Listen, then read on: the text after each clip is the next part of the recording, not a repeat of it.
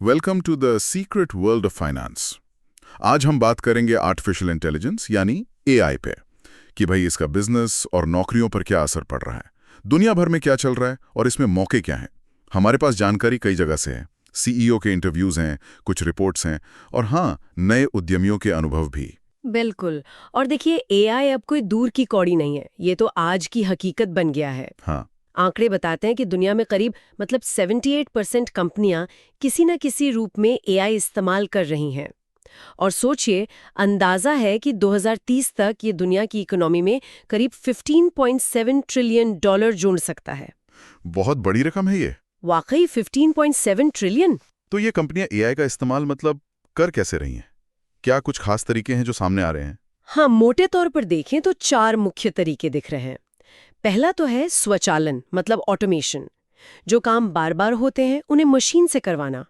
इससे कंपनियों की लागत 20 से 30% तक कम हो सकती है और काम की रफ्तार 40% से भी ज्यादा बढ़ सकती है। अच्छा, यानी एफिशिएंसी बढ़ रही है। हाँ, बिल्कुल। दूसरा है डेटा एनालिसिस, मतलब ढेर सारे डेटा से काम की चीजें निकालना ताकि बेहतर फैसले लिए जा सकें। सही बात है, डेटा तो सोना है आजकल। बिल्कुल। तीसरा है ग्राहक अनुभव, यानी कस्टमर एक्सपीरियंस को सुधारना, जैसे ग्राहकों को उनकी पसंद की चीजें सुझाना या बेहतर सर्विस देना। अमेज़न का रूफस एआई असिस्टेंट सुना है? वो यही करता है, ग्राहकों की जरूरत समझकर सही प्रोडक्ट ढूंढने में मदद। हाँ हाँ, सुना है उसके बारे में। और चौथा तरीका है नवाचार, यानी इनोवेशन। एआई की मदद से आप कह सकते हैं नई चीजें, नए प्रोडक्ट्स और सर्विसेज तेजी से बनाना। ये तरीके तो समझ आ गए, लेकिन क्या इनसे कंपनियों को सच में मतलब पैसों में फायदा हो रहा है? जमीन पर क्या दिख रहा है? हाँ, आंकड़े तो यही दिखा रहे हैं।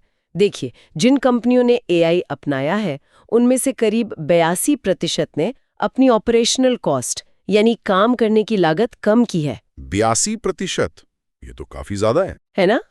और कुछ कंपनियां तो अपने रेवेन्यू में, मतलब कमाई में 10% या उससे भी ज्यादा की बढ़ोतरी देख रही हैं। तो ये सिर्फ खर्चा बचाने की बात नहीं है, ये एक तरह से कमाई बढ़ाने के नए रास्ते खोलने जैसा भी है। ये दिलचस्प है। लेकिन एक चिंता जो बार बार सुनने में आती है वो नौकरियों को लेकर है, खासकर भारत के आईटी सेक्टर में। लोग कह रहे हैं कि एआई अब कोडिंग जैसे काम भी करने लगा है, तो नौकरियां जाएंगी। इस बारे में क्या है? हाँ, ये चिंता तो है और स्वाभाविक भी है। ये बात कुछ हद तक सही है कि जो बहुत दोहराव वाले या टेम्पलेट वाले काम है वो एआई कर सकता है। एंट्रोपिक के सीईओ का तो यहाँ तक कहना है कि शायद आगे चलकर 90% कोड एआई ही लिखेगा। 90%? तो फिर? लेकिन रुकिए, इसका दूसरा पहलू भी है। एआई जो कुशल लोग हैं, स्किल्ड लोग, उनकी जगह नहीं ले रहा, बल्कि उनकी क्षमता को बढ़ा रहा है। शायद भविष्य एआई जनरलिस्ट का है, मतलब वो इंसान जो किसी एक चीज का सुपर स्पेशलिस्ट होने के बजाय एआई को इस्तेमाल करके कई तरह की प्रॉब्लम सॉल्व कर सके। और हाँ, मौलिक सोच, एकदम ओरिजिनल आइडिया, वो तो अभी भी इंसान के पास ही है। एआई ज्यादातर पुराने पैटर्न पर ही काम करता है। अच्छा, तो ये एआई सिर्फ बड़ी कंपनियों का खेल नहीं है, मतलब आम लोगों के लिए, छोटे बिजनेस के लिए भी इसमें कुछ है? अरे बिल्कुल है। बल्कि ऐसा लग रहा है जैसे एआई सोलोप्रेन्योरशिप का, मतलब अकेले दम पर एआई से बिजनेस चलाने का एक नया दौर आ रहा है। अब ऐसे एआई टूल्स आ गए हैं जैसे कस्टम जीपीटीज हैं, रेप्लिट है, वर्सल V0 है, जिनसे आप बिना कोडिंग जाने तेजी से बिजनेस बना सकते हैं। कुछ लोग तो इसे वाइब कोडिंग भी कह रहे हैं। वाइब कोडिंग, ये क्या चीज है? मतलब आप अपना आइडिया एआई को बताएं, अपनी वाइब समझाएं और वो उसे एक प्रोडक्ट या सर्विस में बदलने में मदद करेगा। बिना कोड लिखे पूरा बिजनेस? ये तो सुनने में मतलब कमाल का है। कोई उदाहरण है इसका? हाँ, कई नए आइडियाज अब मुमकिन है। सोचिए, कोई एक ऑटोमेशन एजेंसी खोल ले जो छोटे बिजनेस के लिए एआई सॉल्यूशंस बनाए, या फिर एक वाइब कोडिंग स्टूडियो जो लोगों के लिए कस्टम एआई टूल बनाए, या एआई पर आधारित ग्राहक सेवा जिसे सर्विस एज अ सॉफ्टवेयर कहते हैं। एक कैलोरी एआई ऐप है, सुना है उसे बिना कोडिंग लिखे बनाया गया और उसने करीब $30 मिलियन का रेवेन्यू कमाया। $30 मिलियन बिना कोडिंग के?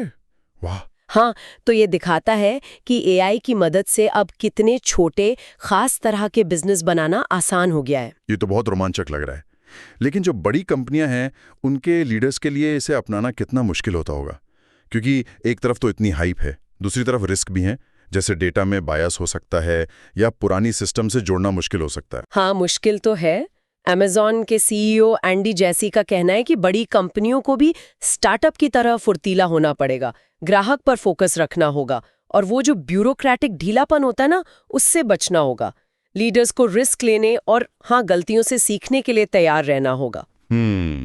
मतलब मानसिकता बदलनी पड़ेगी। बिल्कुल। मैकेंजी के कर्ट स्ट्रोविंक ने तो कहा है कि सीईओ की भूमिका अब चीफ कैलिब्रेशन ऑफिसर जैसी हो गई है, जिसे मौकों, जोखिमों, स्पीड और स्ट्रैटेजी के बीच सही बैलेंस बनाना है।